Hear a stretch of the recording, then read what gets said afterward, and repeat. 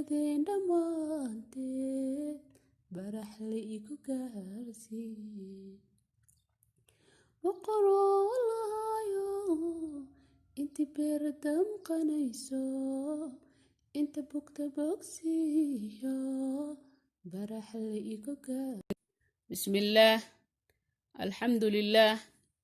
wasalaatu wasalaamu calaa rasuulillaah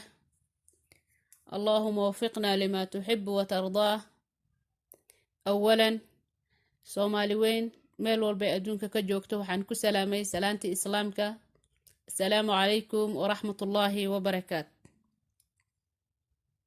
مقعيقو وفاضم حسين سومالي أنيقو كوهاللايا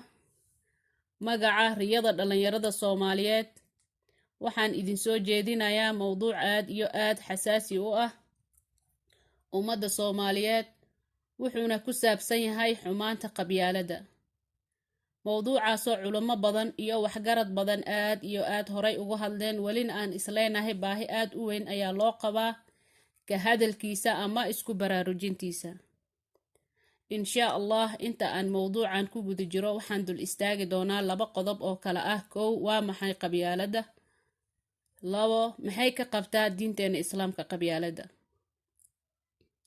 number 1 qabyaaladu waxaan dhihi karaa waa cudur nagu dhacay noona sababay musiibo qaran mid dadeed iyo mid diineed intaba cudurkaasoo dhibaato intaas la eg noo geystay welina aanan dhiiqadiisa ka bixin welina maxaa la dhahay musiibadiisa aan lugaha kula jirno maxaan uga gudbi karnaa cudurkaasoo magaciis yahay qabyaalad maxaan ugu gudbi karnaa ama maxay diinteena islaamka ka tiri alla weyne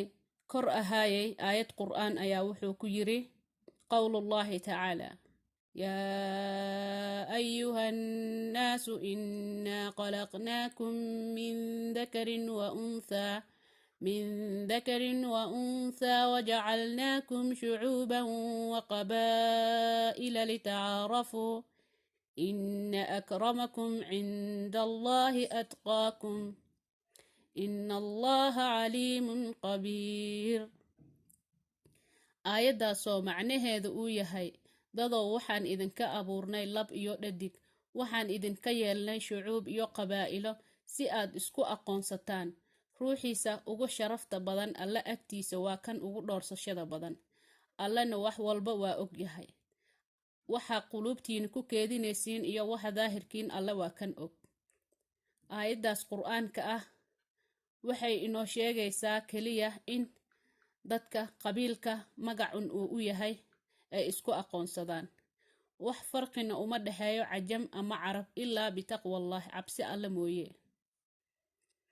diinteena ayaa walaalisay bilaal oo xabashi ah suhayl oo yurubiyan ah salmaan oo farisi ah cali bin abi talib radiyallahu anhu dhamaantooda oo quraysh ah diinteena ayaa dadka simtay diinteena ma ogola in qof qabiilkiisa amba nasabkiisa lagu naco ilaa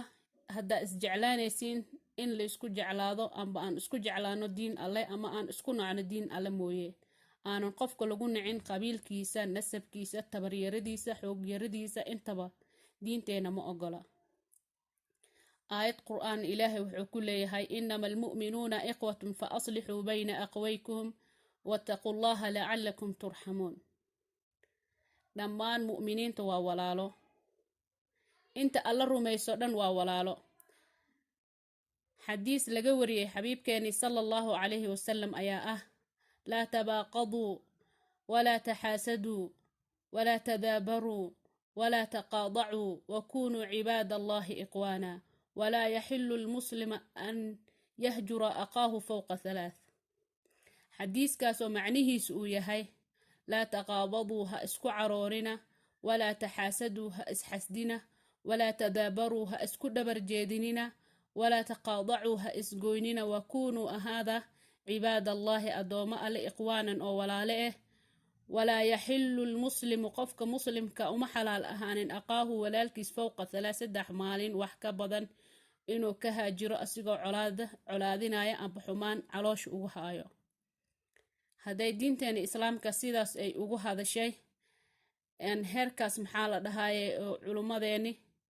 xabiibkeeni sallallahu calayhi wasallam cid wax ka tagtay aysan jirin ka Soomaali ahaan maxaa inala gudboon su-aashii isweydiinta leh aan maanta idinkaga tagaayo ayaa waxay tahay qof walbo damiir Soomaalinimo ay ku jirto laga rabo inuu isweydiiyo hadday naga reebtay diinteena islaamka in aanan isculaadinin aanan isgoynin maxaa nagu kalifay inaan sharciga islaamka aan dhinac marno aan isku colaadino qabyaalad tabaryari waa reer hebel su-aasha maanta isweydiinta mudan qof walbo damiir Soomaalinimo ay ku jirto aan ugu tagaayo waa su-aashaas insha Allah halkaas ayaan mawduucay ku soo gabagabeynayaa waxaan saxay waxay ka ahaadeen xag alle waxaan qaldane waxay ka ahaadeen nafteydii iyo sheedaan